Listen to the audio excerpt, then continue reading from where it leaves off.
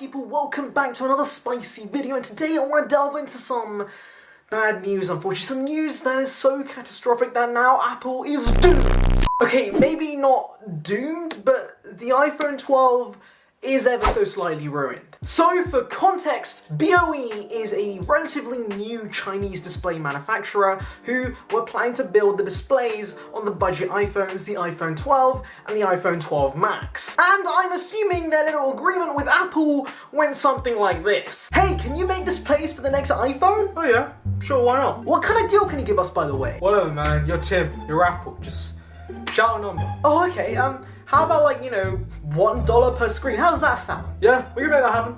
Totally fine with that. Let's do a deal. Wait, what? Oh my, thank you. More money! Suck it, suck!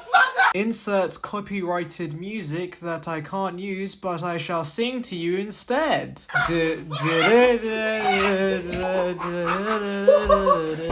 thing though. Sure what? What's a display?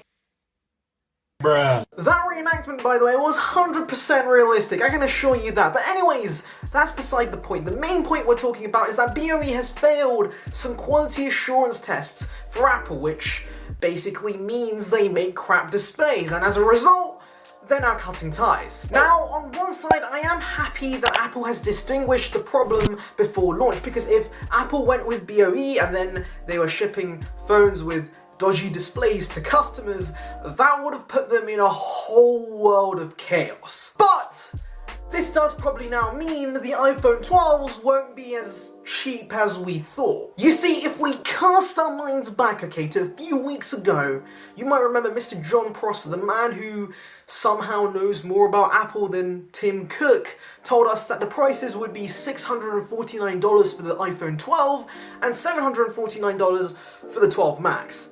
That would have been insane. I mean, $649 was that golden price tag. For years, that was the starting point in the iPhone lineup, and for that magical number to return once again, yeah, that would have got so many customers on board. Most importantly though, it would have been so funny to watch Tim Cook put an Uno reverse card on all the Android manufacturers who have started increasing prices this year. Samsung, OnePlus. Thing is, that probably won't be the case now since BOE has been dropped, and John made it pretty explicit that BOE was the main reason Apple could get prices this low. So what does Apple do now? Well, obviously for one, they can go back to their usual vendor, Samsung, who will probably charge them a pretty penny for their displays, but you know what, I don't blame them because they're the only ones actually capable of making solid OLED displays in the industry. Now, if Apple were to go down this route, that would mean a pretty hefty price increase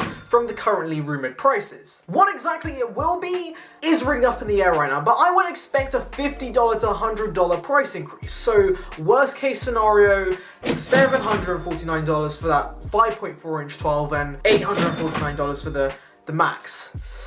Ouch. Another possibility is that Apple goes LCD once again for their budget iPhones, much like they already have with the iPhone 11 and 10R. Now, this doesn't seem as likely in my opinion, since this would mean they'll have to redesign the phone, which would cause even further delays. But if Apple wants to stick to that magical $649 price point, LCD might be the only way. And my final possibility is that Apple could try and cut costs elsewhere. Now, we're already hearing rumors regarding this since Apple is planning to remove the Lightning earphones that come in the box, and honestly I have no clue why they're doing this because they probably cost like $1 to make, but if it saves costs, it saves costs. I also think that Apple might retain the 64 gig base variant for another year, and I know that sucks, like it's just daylight robbery at this point to be charging upwards of like $800 for a 2020 smartphone with 64 gigs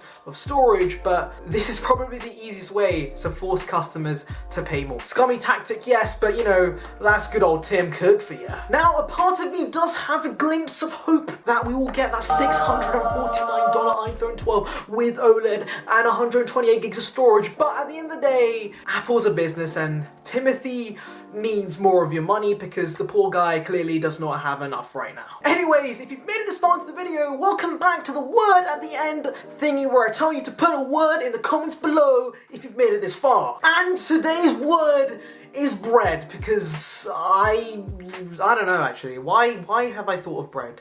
I have no clue. So yeah, put that word in the comments below, bread, if you've made it this far, because you guys are one of the real ones. And on that note, I'll end it here. Subscribe for a daily dose of tech. Make sure to like this video, and of course, feel free to give me any feedback because I would appreciate it. Anyways, see ya peeps.